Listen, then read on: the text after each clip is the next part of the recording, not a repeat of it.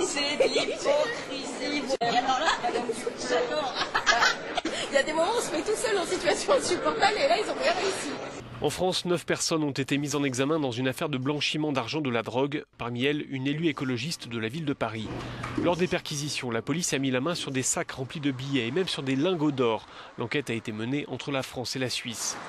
Parmi les personnes interpellées, il y a des membres du réseau de trafic de drogue, des blanchisseurs présumés et des clients.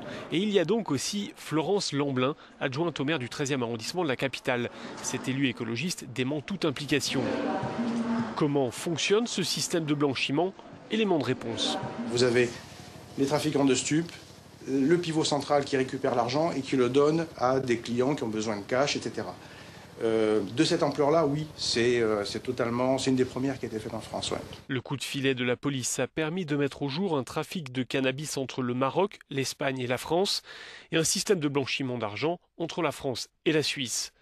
L'enquête a duré plusieurs mois compte tenu de la complexité du système de blanchiment et des sommes en jeu.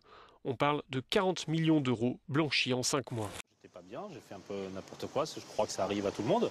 J'ai réglé les amendes et j'ai négocié, comme chaque Français, ni plus ni moins, les fameuses pénalités. Le sénateur choisit soigneusement les journalistes à qui il accorde des entretiens. Il refuse de nous recevoir. Nous l'appelons. On voulait savoir si on pouvait avoir une interview avec vous. J'ai eu le président de l'association et le directeur actuel qui étaient trésoriers. Et comme ce sont eux les responsables légaux de l'association, ils se tiennent totalement à votre disposition pour répondre à vos questions. C'est des choses en fait assez précises qui concernent le moment où vous avez été directeur, donc ça nous semble tout à fait normal de vous poser la question à vous. C'est-à-dire que c'est toujours compliqué de poser la question à quelqu'un d'autre, quoi. J'accepte des interviews lorsqu'il s'agit de parler de la politique du pays, donc il ne faut pas faire un mec trop prétentieux, mais tout de même. Sur le financement de un toit pour les Verts, les 75 000 euros que vous avez donnés, vous, dans un toit pour... Il paraît que non, le directeur trésorier m'a dit que non, donc il est prêt à vous donner les documents. Nous, on les a, les documents.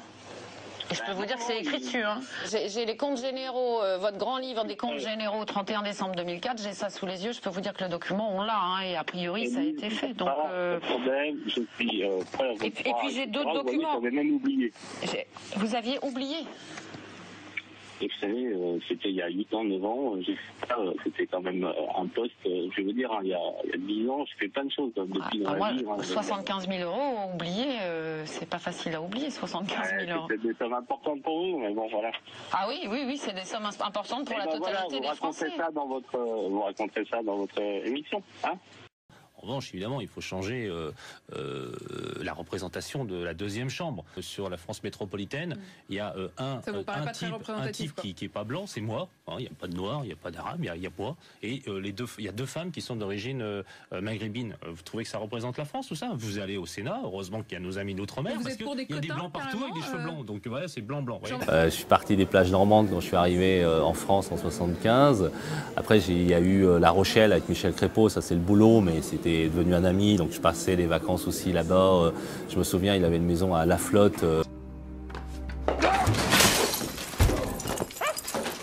Look, oh my God! What the hell happened? I